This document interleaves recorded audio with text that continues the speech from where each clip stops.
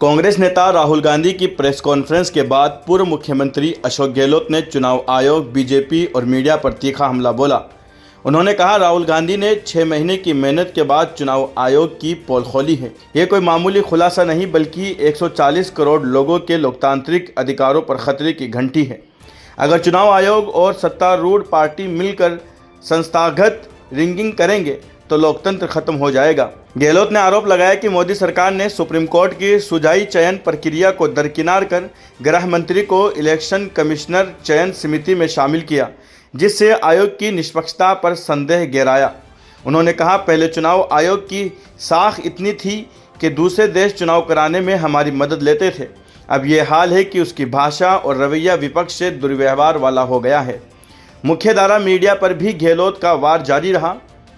आज़ादी के वक्त मीडिया ने जिम्मेदारी निभाई थी, आज डर के मारे चुप है। राहुल गांधी की अहम प्रेस कॉन्फ्रेंस को नज़रअंदाज कर दिया, जबकि सोशल मीडिया इन्फ्लुएंसर ही उनकी आवाज़ बुलंद कर रहे हैं।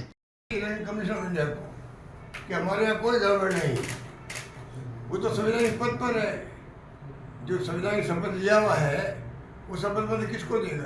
कमीशन को देगा। बेहूदी मांग कर रहे वो बेहूदी मांग कर। उनको कहना चाहिए, हाँ शपथ के साथ कहते हैं जांच करवा लिए, कोई इसमें गड़बड़ नहीं है। आपको कहते हैं आपके जो आप बता रहे हो इसमें गलत है या सही नहीं है, बताएं वो। ये बात तो वो खंडन करें ना, हमने आरोप लगा दिया उनके ऊपर। अब इलेक्शन कमीशन को चाहिए जो राहुल गांधी जो सीट बता रहा है माधोपुरा की, यूपी की, या जो अलग अलग वोट है श्रीवास्तव के, उस पर मान लीजिए वो लगता भी नहीं राहुल गांधी बता रहे वो ठीक नहीं है। सच्चाई ये है, ये बात तो भाई जो डेमोक्रेसी में क्या होता है, विपक्ष सवाल पूछता है, सत्ता पक्ष होता है, ब्यूरोक्रेसी होती है, विधायिका होता है, ये जवाब देती है। उसके पहले वो कह रहे आप शपथ पत्र दो, जैब मिटाने के लिए, जैब मिटाने के लिए कह रहे वो इलेक्शन कमीशन कोई जवाब क्या देगा? जब बीजेपी कल गोल हो गई दिन भर, अंदाज लगा लो उससे। पहली बार मैं देख रहा हूँ बीजेपी के लोग जो 10-15-20 हज़ार लोग छाए हुए हैं देश के अंदर और पेमेंट पर। उनका काम ये है कि किस प्रकार बीजेपी सरकार और मोदी जी, अमित शाह जी जो भी नेता हैं, उनको सोशल मीडिया में कैसे हम लोग हाईलाइट करें। कोई उनके ऊपर कोई बात कह दो, आप सच्चाई भी कह दो, वो सहन नहीं कर सकते। उसी वक्त जवाब आएगा, हमला हो जाएगा, बाकी लोगों के पास साधन है नहीं, हम लोगों के पास तो उनकी आवाज़ दबा देंगे लोग। ये इनका तरीका है मोदी जी के सोच का, और वो चल रहा देश के अंदर। जब से चुनाव में उतरे मैं मोदी जी 13 के अंदर पीएम के उम्मीदवार बने, सितंबर 13 में, मार्च में बने थे ये कन्वीनर या कैंपेन कमेटी चेयरमैन। तब से पूरी प्लानिंग की हुई थी लोगों की, उसी ढंग से जाल बिछा दिया देश के अंदर, और उसी ढंग से ये यूज करते हैं सोशल मीडिया को, उसी ढंग से देश को प्रभावित करते हैं। वही कारण है कि हिंदू और मुस्लिम की बात करके लोग कामयाब होंगे। कब तक कामयाब होंगे? अंतिम मिले सच्चाई की होगी। मेरा मानना, हम कोई इस पर आरोप नहीं लगा रहे हैं, तो कह रहे आज तारीख में अभी हम आए हैं तो 4 जगह की राज्यों की बंद की हुई है। आशंका पैदा होती है जो कल इशू बना है उसमें और कोई जांच कर रहे होंगे, ये गलती सुधार रहे होंगे, पता नहीं। अंतिम बात ये है जो मैं समझता हूँ कि थोड़ी देशवासियों के दिमाग में होना चाहिए। कोई पार्टी हो, अगर राहुल गांधी जी ने जो नाम बताया, एक 205 1,02,05 सर्टिफिकेट कल जो बताए थे, अब वो इतने 1 लाख कैसे कहते हैं, 1,02,05 वोट फर्जी पर लगे। तो ये तो कोई मामूली आंकड़े तो नहीं है ना, ये मामूली आंकड़े का हो गया। पूरा जो चुनाव का परिणाम बदल जाता है। 100% डुप्लीकेट मतदाता 11,965, फर्जी और अमान्य पते 40,009, एक पते पर थोक में मतदाता, एक सिंगल रूम का फ्लैट है और उसमें उदाहरण के रूप में 200 नाम है। एक सिंगल बेड के अंदर एक सिंगल रूम है, उसमें 150 है, 90 है, ये जो भी है, तो ऐसे जो है एक पते में थूक मतदाता 10,452 10,452। अम्बानी तस्वीरें नहीं मिलती है 4,132। फार्म 6 से दुरुपयोग जो किया गया है 33,692। अब ये इतनी मेहनत की गई 6 महीने की इस पार्टी ने, मीडिया को टूट पड़ना चाहिए था। मुझे शिकायत है मीडिया से कि वो मीडिया चाहता क्या है, देश की आज़ादी में भी तो बड़ी भूमिका नहीं है मीडिया की। आज वो क्या रहा है, आज क्या हो गया देश में मीडिया को, इतना डरपोक क्यों बन गया वो? देश को बचाना नहीं बचाना, देश के लोकतंत्र को बचाना बचा रहा है, उनकी जिम्मेदारी नहीं है, उनकी जिम्मेदारी नहीं है क्या मीडिया की? अरे उस समय में फ्रीडम फाइटर भी पत्रकार हुआ करते थे, जयनायका जी की और कई लोग ऐसे हैं। क्या हो रहा देश में?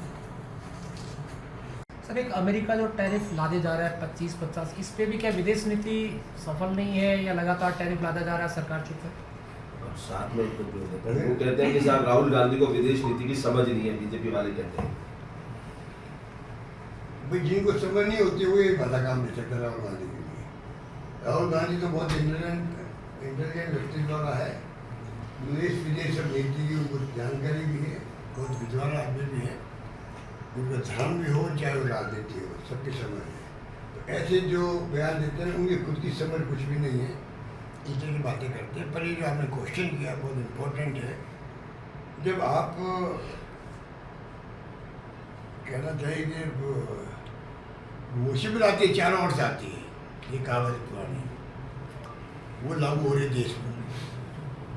कभी किसी हिम्मत नहीं होती थी इतनी आप पर बात करने की, या कोई मुल्क के प्रेसिडेंट हिंदुस्तान के लोगों के बारे में या सरकार के बारे में ऐसी सोच भी रखे, कमेंट भी करे। मैंने तो कभी हिम्मत होती देखा नहीं किसी थी। इंदिरा गांधी ने जवाब दे दिया था निक्सन को भी, वो हिंदुस्तान है। उस वक्त बहुत ताकतवर था अमेरिका, पर इंदिरा जी ने परवाह नहीं करी देश हित के अंदर। पाकिस्तान 2 टुकड़े होके रहे, 7 में आ गए तो समुद्र में। तो भाई इस देश की तो इतनी ताकत रही हिंदुस्तान के अंदर। अब जो आप घिरे हो चारों ओर से, अब चारों ओर से जो है आप अकेले पड़ गए।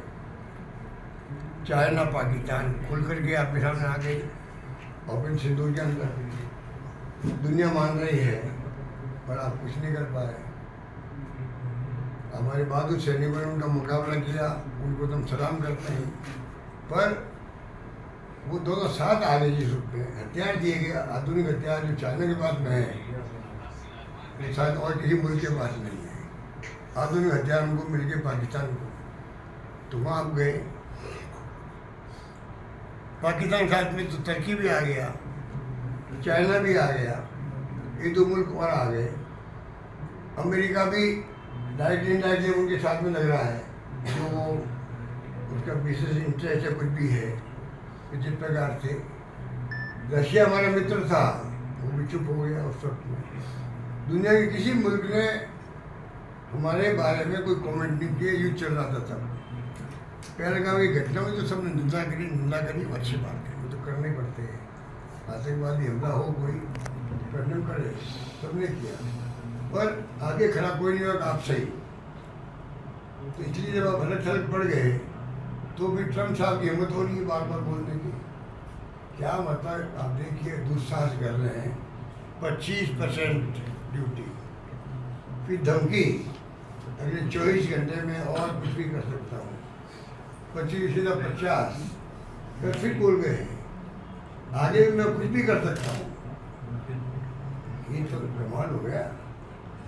एक बार की बात है ना, तो देश का एक बार मजबूत रहे। हम सबकी ये प्रार्थना है मोदी जी से, आप कुछ भी करो, देश का एक बार काम रखो दुनिया के मुल्कों में, और पूरा मुल्क आपके साथ में है।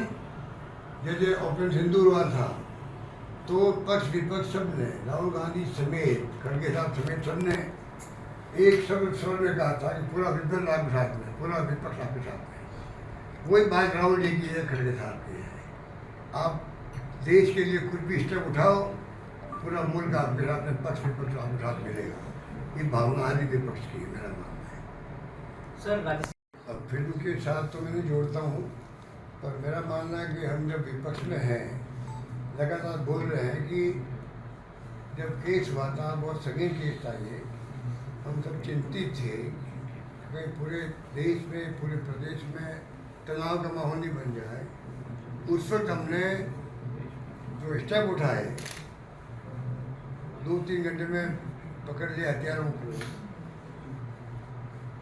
और बाद में हम खुद चले गए उनके घर पे, विश्वास दिलाया परिवार को न्याय मिलेगा आपको, बच्चों की नौकरी दे सकते हैं, तो दिया 50 लाख का एक प्रकार से सांत्वना के लिए मुआवजा दिया उनको, जो आज़ादी के बाद पहली बार 50 लाख किसी को दिए गए, सब कुछ किया। उसी रात हमारी पुलिस से केस ले लिया NIA ने, नेशनल इन्वेस्टिगेशन एजेंसी,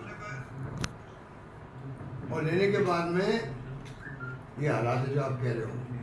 3 साल हो गए हैं, बयान नहीं हो रहा अभी तक। जैसा भाई नहीं कोर्ट के अधिकार वक्त में क्या नहीं ड्यूटी नहीं दी, ये केस अलग तरह का केस है, ये कोई मामूली केस नहीं था। ये वो था, अगर हमारे पास होता तो ऑफिसर्स केस डायरी में केस हम लेते, SOG केस कोर्ट ऑफिसर लेती, 6 महीने में 8 महीने में मैं समझता हूँ सजा हो जाती। अब चाहे वो फांसी की होती या उम्र के होती, मैं नहीं कह सकता, सजा देने वाला जुडिशरी है, पर इतना मैं कह सकता हूँ कि सजा हो जाती है। वो सजा 3 साल नहीं हो रही है, वो कोई बोलने वाला नहीं। अमित शाह जी यहाँ पे आए थे, गृह मंत्री जी, मैंने उस दिन भी आने से पहले मैंने ट्वीट किया, मैंने कहा भाई गृह मंत्री होता है, कम से कम वो अगर उनके ध्यान में नहीं भी होगा तो ध्यान में आ जाएगा कि ये मामला CM उठाया है, तो मुझे कुछ जवाब देना चाहिए। या तो वो मैंने आलोचना कर देते कि आप हमें गुमराह कर रहे हो, ये केस आगे बढ़ गया है, या जो कुछ भी उन्होंने कहना वो कहते हैं, एक शब्द नहीं बोले यहाँ पर। ये उनकी एरोगेंस नहीं है, ये उनका अहम नहीं है क्या, ये अहम घमंड है। जब मैं मामला उठाया रहा हूँ, वो मामला जो इतना गंभीर रूप ले चुका था, कुछ भी वो संभव था, बताइए आप, तभी एक शब्द नहीं बोले वो। और तमाम के नेता, लालू कटारिया जी सहित तमाम नेता उस दिन जो है वहाँ गए, हैदराबाद गए, राजस्थान से, यहाँ रुकना नहीं था, तो दंगे बढ़ जाते, तो ड्यूटी नहीं थी कि भाई दंगों को रोकते। और सबसे बड़ी बात है, मुझे सब होता है, जो हथियारे थे उनका ताल्लुक BJP से है। जिनका उस दिन से बोल रहा हूँ, जिस दिन से ये घटना हुई है, क्या कारण है कि ये बार बार इसको डाउन प्ले किया है कि अगर ये BJP के कार्यकर्ता है तो BJP को आरोप नहीं लग रहा है, हमारे ऊपर गंभीर आरोप नहीं लग रहा है। अगर सजा होगी तो आरोप लगेगा इनके ऊपर, इनके लोग थे, उनको सजा हो गई, तो क्या कारण है कि आज तक उस पर चर्चा नहीं करेंगे, मुझे डाउट होता है। सर कभी